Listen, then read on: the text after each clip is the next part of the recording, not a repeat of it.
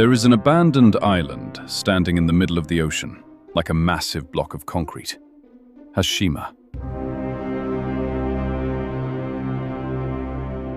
Rising just off the coast of Nagasaki, Japan, this tiny piece of land looks from a distance as if a giant battleship had been left floating on the sea. Once filled with the sounds of human life, the island now resembles a ghost town, with its empty streets, crumbling apartment buildings, and rusted steel, doesn't it? It truly feels as though life suddenly stopped one day, and everyone vanished at the same moment. But Hashima fascinates not only because of its ghostly appearance, but also because of the stories it carries.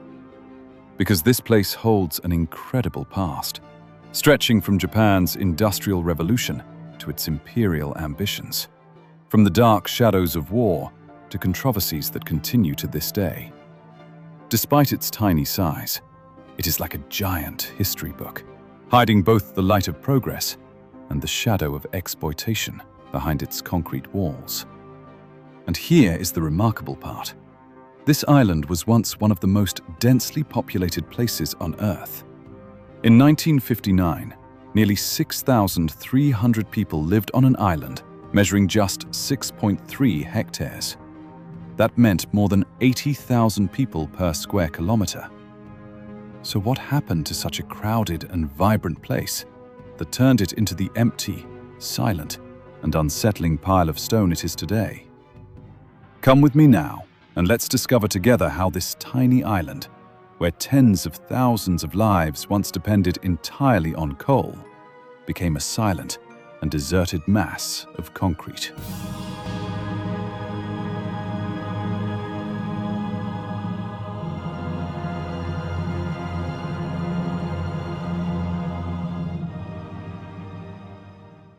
By the late 1800s, Japan stood on the brink of an extraordinary transformation.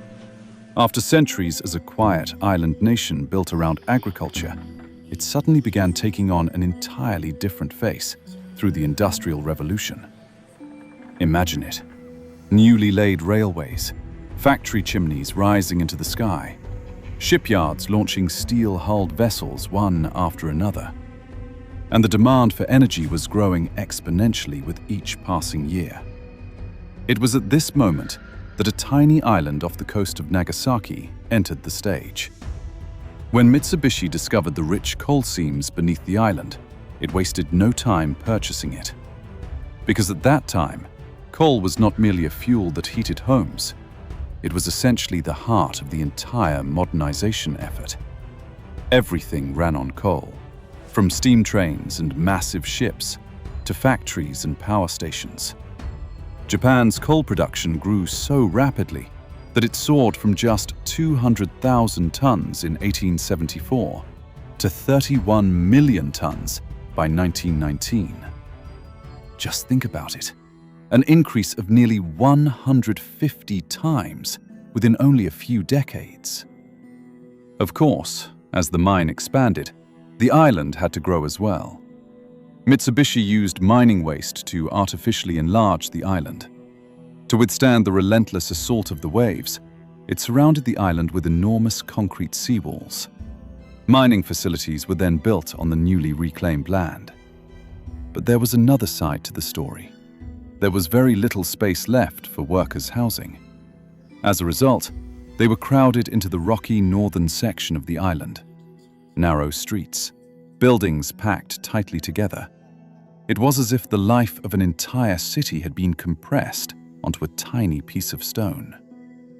At the same time, Japan was growing not only through industry, but also through imperial ambition. Part of Sakhalin was seized, Korea was occupied, and conflicts with China began. On Hashima, there was not even a single patch of land suitable for farming. Food and drinking water had to be transported from the mainland every day. Although the island appeared to consist entirely of coal and people living for coal, life was not solely about work. There was a school, a hospital, small shops, and even a movie theater for workers and their families. Over time, A pachinko parlor, which became a symbol of entertainment, also opened. Imagine it. On a tiny rocky island, thousands of people were living, working, laughing, enjoying life, and raising their children. In other words, Hashima was both a coal mine and a miniature city trapped in the middle of the ocean. By the 1930s, the island had begun to resemble a giant battleship with its gray concrete structures. That is precisely why people gave it the name Gunkanjima, meaning Battleship Island. But the name was not based solely on its appearance. The island was genuinely intertwined with war. Because during the same period, Japan had entered into conflict with China. Manchuria was occupied in 1931, and in 1937, the Second Sino-Japanese War began. Before long, these conflicts became part of the global catastrophe of World War II. Hashima was an important cog in that enormous machine. In 1941, the island reached a record output of 410,000 tons of coal. This coal was used not only to heat homes or light cities, but also to power the empire's entire war machine, from battleships and aircraft to tanks and weapons factories. In other words, this tiny island was one of the invisible engines behind the Great War that reshaped the fate of the world. As Japan sought to expand its borders across Asia, Hashima was transforming from a small, rocky outcrop into a vast, concrete island. But beneath the bright lights of that growth lay a story that was far from innocent, because this island was sustained by resources taken from occupied territories, and even by people forced to work against their will. Then the calendar turned to 1945, perhaps the darkest moment in world history. First, the atomic bomb was dropped on Hiroshima, and then Nagasaki, located almost within sight of Hashima, was devastated. Workers from the island were sent to help survivors and clear the city of rubble. Just 4 days later, Japan surrendered and the war came to an end. But for Japan, rising from the ashes of war, coal remained a vital source of energy. Hashima was effectively pumping fuel into the heart of the rebuilding nation. When the Korean War erupted in the 1950s, the economy accelerated, demand for coal surged, and the furnaces of Hashima roared back to life. And by 1959, the island had reached its peak. A total of 5,259 people lived on this tiny piece of land. At the time, it was the most densely populated place in Japan. Narrow streets, laundry hanging from balconies, children playing in the spaces between apartment buildings, fathers hurrying to work, mothers heading to the market. Every corner of it was a breathing, living, concrete labyrinth. But by the 1970s, the picture had changed. The world was leaving the age of coal behind, and oil was on the rise. The mines on Hashima rapidly lost their importance. Finally, in 1974, Mitsubishi shut the mine down completely, and incredibly, the entire island was evacuated in just 3 months. Hashima, once filled with laughter, noise, and the voices of children, was suddenly consumed by silence. And what remained? Decaying concrete, walls covered in moss, and an eerie stillness blending with the sound of the waves. Hashima quickly became a ghost town. Mitsubishi left the island untouched. No maintenance was carried out, and the structures gradually began to collapse. Yet even these ruins created a different kind of attraction. For adventurers, urban explorers, and enthusiasts of dark tourism, Hashima had become a legend. In 2009, the island was opened to tourism. Walkways and a pier were constructed for safety. This time, Hashima began contributing to Japan's economy through tourism. Today, visitors who wander among the ruined buildings often feel as though they are coming face to face with the ghosts of the past. Silent walls, empty windows, rusted steel, all seem like witnesses to the island's magnificent, yet dark story. The reality is that Hashima was not just a mine, but also a kind of forced labor camp. During Japan's imperial era, thousands of Korean and Chinese men, and even children, were brought here. Working conditions were extraordinarily harsh.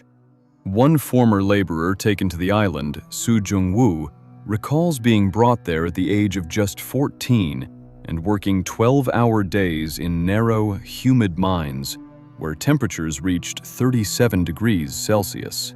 Accidents were frequent, and many workers lost their lives. According to some claims, the bodies of those who died were cremated on nearby Nakanoshima Island. Japan rejects these allegations, of course, but the suffering experienced here during those years is impossible to deny. That is why Hashima's UNESCO journey was such a difficult one.